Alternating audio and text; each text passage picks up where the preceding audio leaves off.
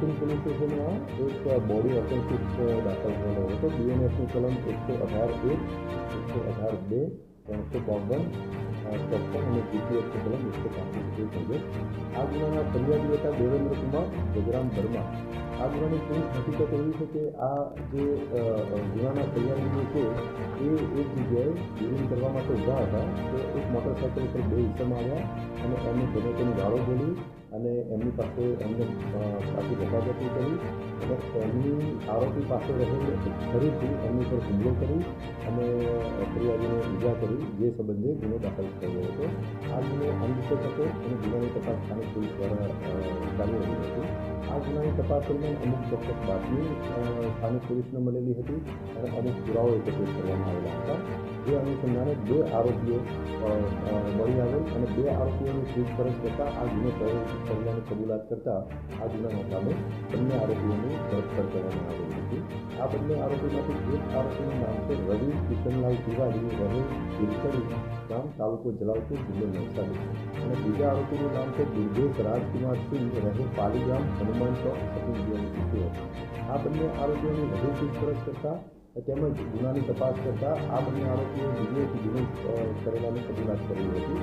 અને આ બંનેની આરોપીની સાથે એક ત્રીજો આરોપી સુમન, કે જેનું પૂરું નામ સરનામું મળી આવેલું નથી, તેનું પણ ઇન્વોલ્વમેન્ટ જણાવેલું હતું. અને તપાસ આગળ વધારતા અને ફરિયાદીને પૂછપરછ કરતાં એક ફરિયાદી બીજા જે છે એમની પણ સતી પોલીસ સ્ટેશનમાં એક લૂંટની ફરિયાદ દાખલ કરાવેલી હતી.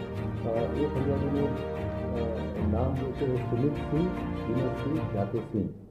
આ જે ફરિયાદી જે છે એમની ઉપર પણ આ ત્રણ આરોપીઓએ ભેગા થઈ અને એમની ઉપર હુમલો કરેલો હતો. એમને છરીથી ઈજા કરેલી હતી અને એમની પાસે રહેલ મોબાઈલ યુઝ કરી અને લઈ ગયેલા હતા. તે અનુસંધાને આ ગુનો દાખલ થયો હતો.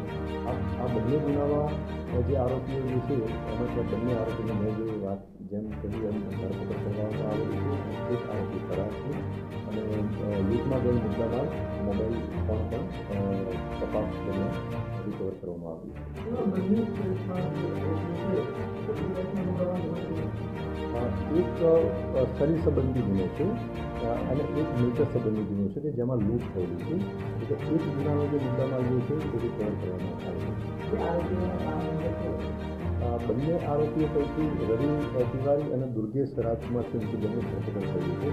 બંને આરોપીઓ છૂટક મજૂરી કરતા હતા અને કંપનીમાં નોકરી કરતા હતા અને થોડા ટાઈમ નોકરી કરી અને પછી એ રખડતા ભટકતા જેવું એમની પ્રવૃત્તિ. અને બંને આરોપીઓ પૈકી એક રવિ કિશનલાલ તિવારીના વિરુદ્ધમાં અગાઉ જીઆઈડીસી પોલીસ સ્ટેશનમાં મોબાઈલ સ્નેચિંગનો ગુનો દાખલ થયો.